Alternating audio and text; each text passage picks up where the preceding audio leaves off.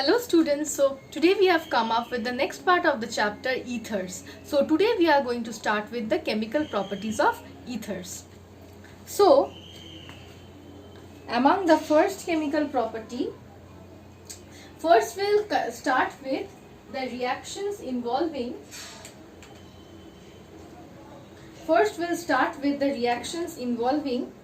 the alkyl groups.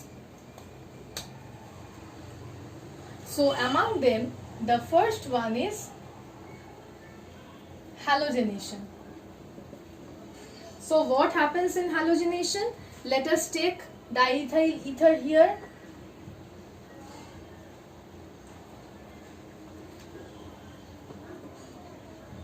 So what happens in halogenation here? When it will react with chlorine in presence of dark,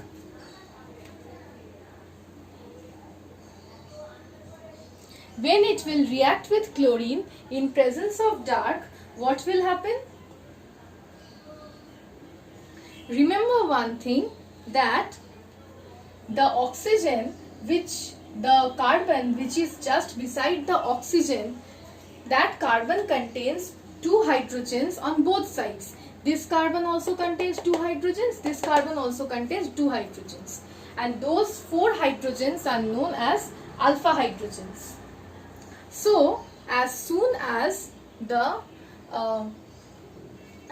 it will react with chlorine in presence of dark, what will happen? One of the alpha hydrogens will be replaced by Cl.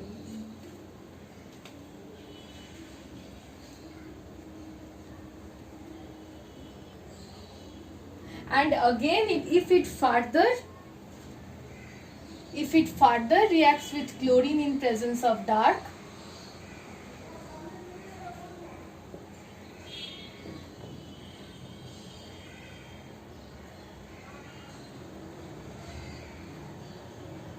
another alpha hydrogen will be on the other side, will be replaced by chlorine. Now in presence of light and excessive chlorine, what will happen? In presence of light and excessive chlorine,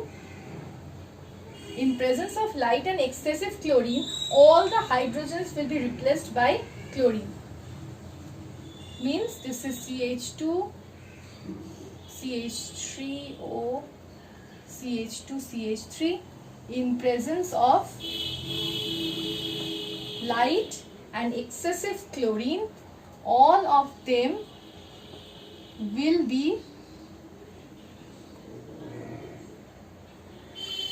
replaced by, all of the hydrogens will be replaced by the chlorines. So this is basically halogenation reaction.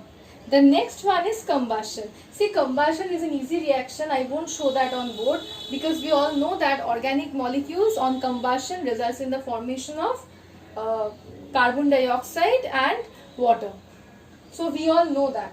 So I won't continue with combustion. Now I will come to the reactions that involve the ethereal oxygen.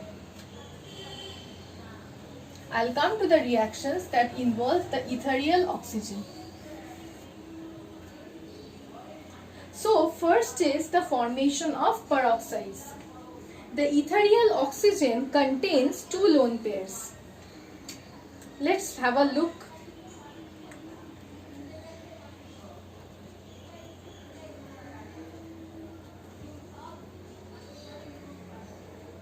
The ethereal oxygen has two lone pairs, and it generally acts as a Lewis base. When these ethers are exposed to light, they will react with oxygen and it will result in the formation of peroxide. And remember one thing, in the samples of ethers, the peroxides remain as common impurities.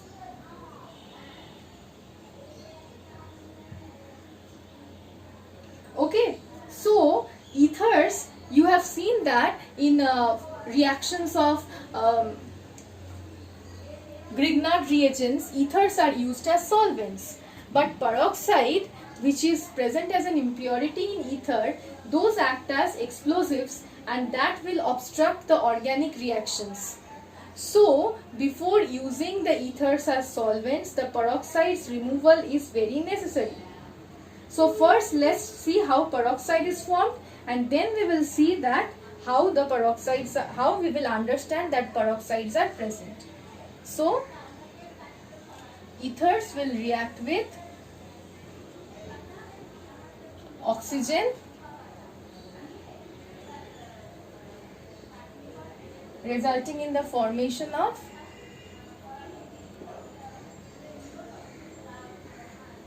I am showing the reaction in this way.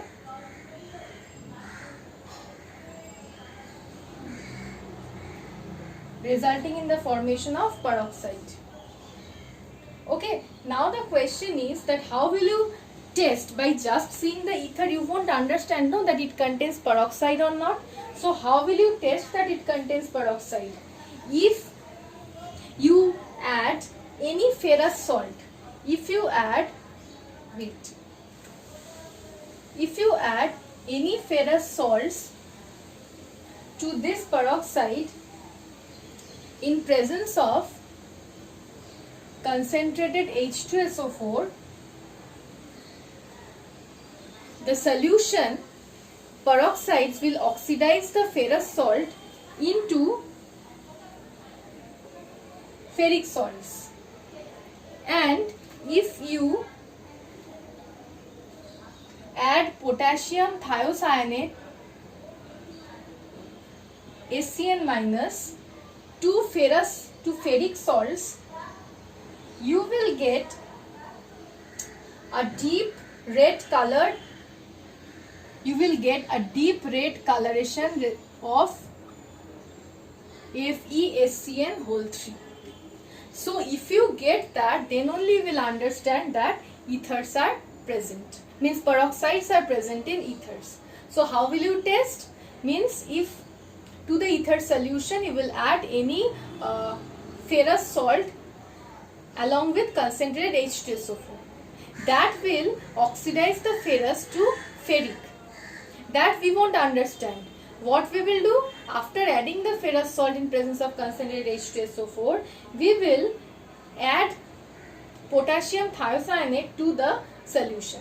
And if we get a deep blood red coloration, then we will understand that peroxide is present inside it. Okay. So this is how you will test the presence of peroxide. Now I will come to the formation of oxonium salts.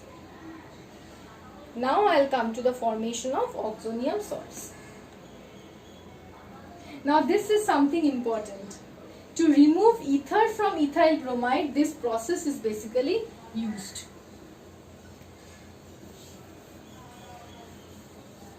What is done? I have taken again ether, diethyl ether. Okay, so to diethyl ether,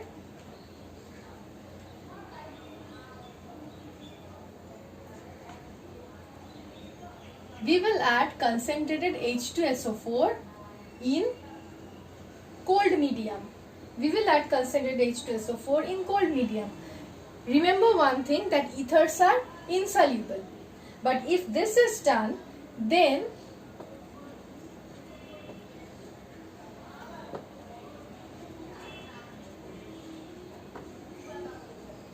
oxonium salts are formed. If this is done, then oxonium salts are formed, and oxonium salts are soluble in nature. Ether is insoluble, but oxonium salts are soluble in nature. Now there are coordination compounds which can be formed from ether. Why? Because earlier I have told you that they will react with Lewis bases like BF3 and AlCl3 to form coordination compounds. or it will react with Grignard reagents as well to form coordination compounds. Let's see how they form coordination compounds.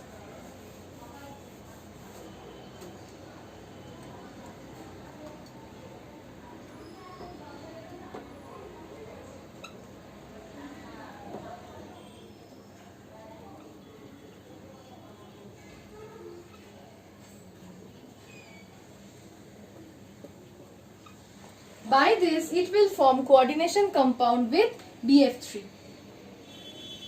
And what will happen for Grignard reagent? This is the Grignard reagent, Rx. Oh, okay.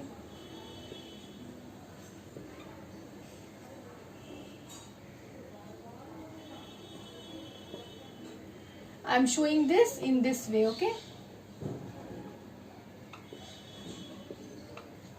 This is diethyl ether. Instead of writing in the branched form, you will get the branched form in the study materials. I am doing like this. I am showing you like this. Okay, this is how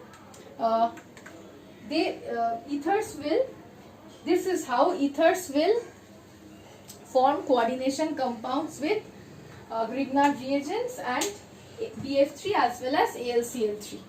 So, by this way we have completed two parts, that is, one is the preparation and this is basically the chemical reactions. I have started the chemical reactions and the chemical reactions that involve the alkyl group as well as the ethereal oxygen. So, in the next video also we'll continue with the chemical reactions of ethers. Thank you.